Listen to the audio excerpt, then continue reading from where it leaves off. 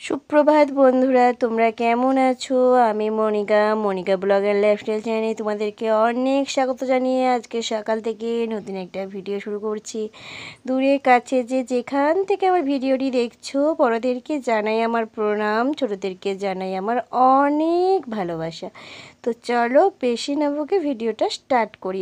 অনেক দিন পর আজকে একটু ভিডিও শুরু করতে ভিডিও করতে ইচ্ছা গেল। জানি না কেন একদমই ভিডিও করতে আর মন চাইছে না। আর এত পরিমাণ গরম পড়েছে, কি বলবো, গরমে তো কোনো কাজকর্ম করতেই ভালো লাগছে না, তার মধ্যে আবার সেই কাজকর্মগুলো ভিডিওর মাধ্যমে তোমাদের সাথে তুলে ধরা, এটা তো একদমই ভালো লাগছে না। তো চলো, এখানে দেখো দিদা জামা কাপড় রোদে দিচ্ছে, তো চলো আমারও কাঁচা কোচালা আছে অনেক কটা। তার আগে রান্নাটা একটু সকাল করে নিই, কারণ অর্জুনকে খাইয়ে দাইয়ে স্কুলে পাঠাবো। তো মাছ নেওয়া হয়েছিল, আর মাছটা না গরমের মধ্যে খারাপ হয়ে যাচ্ছে, তো তার জন্য একটু সকাল সকাল আগে মাছটা ভেজে রাখার চেষ্টা করছি। মাছটা একটু দেরি করে ভাজলে খারাপ হয়ে যাচ্ছে, তার জন্য। তো চলো মাছটা আমি ভেজে নিই। দেখো কড়াইয়ের মধ্যে তেল গরম করে আমি একে একে মাছগুলো দিয়ে দিচ্ছি। তো চলো মাছগুলো ভাজা হতে থাকুক, আর তোমরা আমার পুরো ভিডিওটা দেখতে থাকো। আশা করি তোমাদের অনেক অনেক অনেক ভালো লাগবে।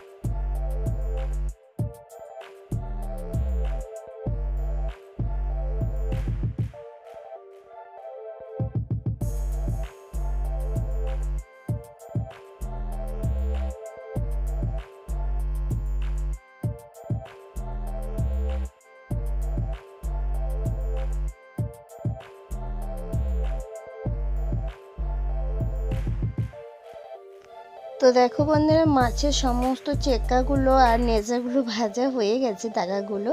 এখন আমি মাছের মুড়োগুলো ভাজা বসিয়েছি, আর কি সুন্দর দেখতে লাগছে, তাই না? আর এখানে দেখো কিছু মাছ ভাজা হয়ে গেছে। তো চলো এখন জামা কাপড়গুলো যেগুলো মাখিয়ে রেখেছিলাম সেগুলো এখন চলে এসেছিলাম কেচে নিয়ে। আর পুকুর ঘাটেই কেচেছি, তারপরে আবার কলের জল দিয়ে ধুয়ে নিয়েছি, কারণ যেহেতু আমার অ্যালার্জি আছে, তো তার জন্য পুকুরের জলে ধোয়া জামা কাপড় পরলে পুরো শরীর একদম লাল হয়ে যাবে, এরকম একটা ব্যাপার। তো তার জন্য আবার কলের জলে ধুতে হয়, দুইবার করে ধুয়ে ধুয়ে জামা কাপড় রোদে দিতে ভীষণই কষ্ট লাগে। তো যাই হোক, তবুও করতে হয়। আর এখন আমি সমস্ত জামা কাপড়গুলো রোদের মধ্যে মিলে দিচ্ছি, আর এখানে আমার কাছে অর্জুন এসে নানা রকম রঙে ভঙ্গি করতে থাকছে। তো চলো তোমরাও একটু দেখতে থাকো।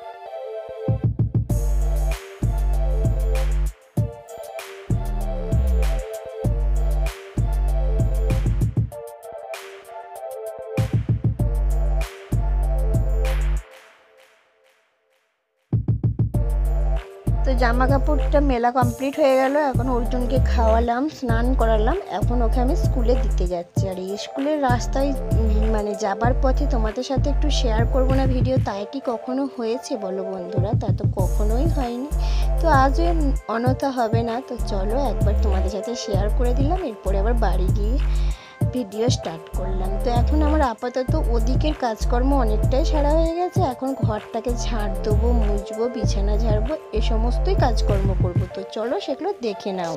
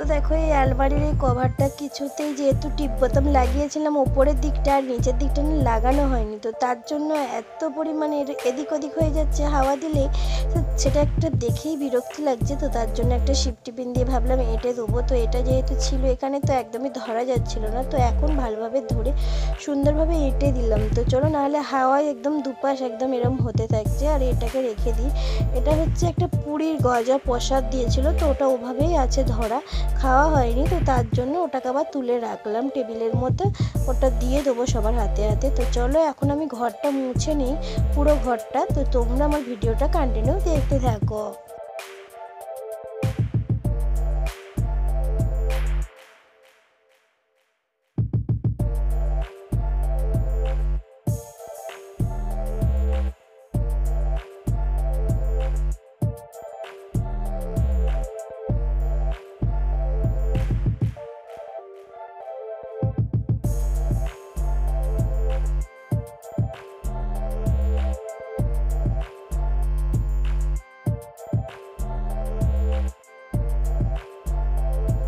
তো বন্ধুরা দেখো, আমার প্রায় ঘরটা মুছা হয়ে এসেছে, ঘরটা মুছে নিলাম। এরপরে তোমাদেরকে একটা জিনিস দেখাবো। আমাদের এখানে আবার নতুন করে পাখিতে বাচ্চা দিয়েছে, তো সেগুলোই তোমাদের সাথে শেয়ার করব। তো দেখো এখানে আবার দুটো কি সুন্দর ছুটি ছুটি বাচ্চা হয়েছে, কি ভালো দেখতে লাগছে।